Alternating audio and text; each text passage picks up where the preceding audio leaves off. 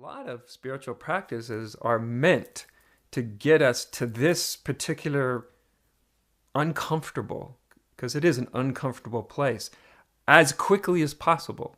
So why would so many spiritual contemplative practices have, at least as part of their aim, to get us to this uncomfortable place where we feel like what's called for is some sort of breakthrough or a letting go or an act of total surrender, and yet we can't quite, and it seems that we're almost right on the precipice, and we can't really come up with what the moment seems to be calling us to come up with.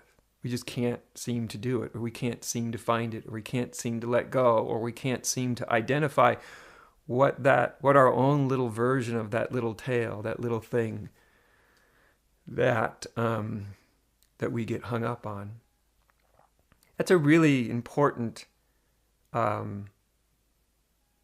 It's something important to kind of be able to identify. Those patterns. They're often very repetitive, very reoccurring. That we get hung up on. So when somebody wrote to me yesterday in the email about this issue, and I've had so many people ask it to me in retreats and on emails and all kinds of teaching venues. I'm right there. I feel like I'm right at the final letting go, or right at the edge of something, and I've been trying to break through for whatever, weeks, months, years. I just can't seem to get anywhere, and meeting that kind of sense of frustration, right? So, and it's weird because up till that point, sometimes we'll feel like we're making some progress, or like, oh, I'm actually getting somewhere. Maybe I had some insights. Maybe I had an awakening. Maybe I had some deeper understandings, or maybe just some more expansive sort of experiences. And those seem to indicate to our minds that we're sort of progressing, that we're getting somewhere. And especially if we've had some of those things, we get this idea that we're on this sort of, trajectory, and we think we can predict where that trajectory is going. Well, that trajectory, because I'm having different kinds of experiences or insights or whatever, that it seems to be going in a good direction, and hopefully it'll all culminate in some, revelatory moment. And then you find yourself at almost like a dead end, or the edge of a cliff, metaphorically.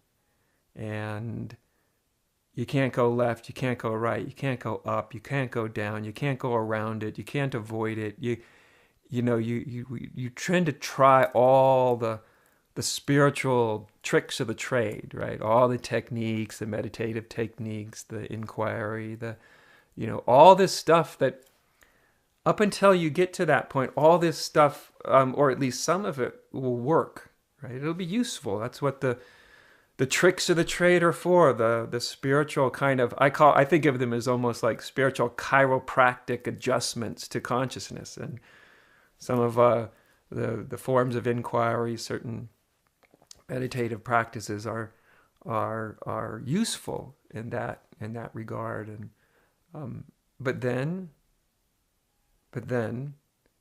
they can seem to all of a sudden be ineffective.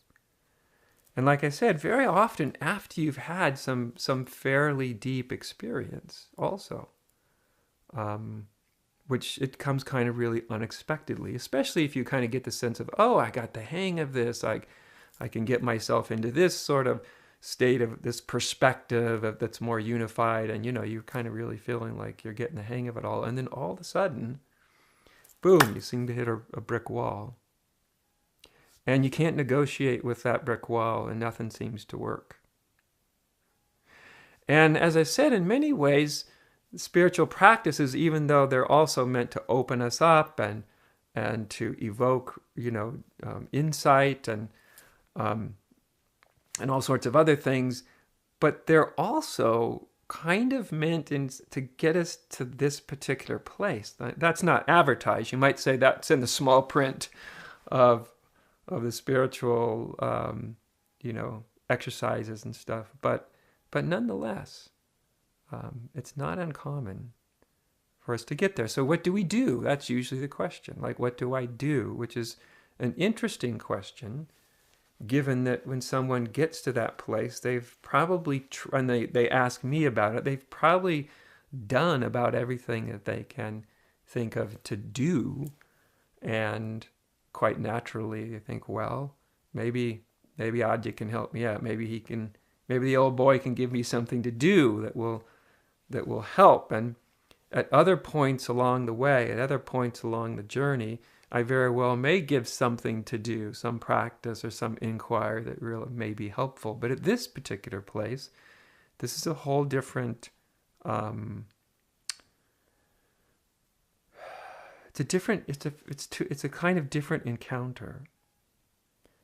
Because what we bump up against at some point is the limitation of the way that our egos operate. And don't think your ego doesn't operate after awakening. The ego can still be there, usually transformed to at various extent, much more transparent, much more, but of course all that depends on from one person to the next and how deep their insight went. But as I said, about the time you think you're getting the hang of it, you can kind of run into some of these seems like dead ends, and then we wonder what to do. To wonder what we should do is, as I said, it's totally understandable. But it's not, in the end, the most useful way of configuring the question.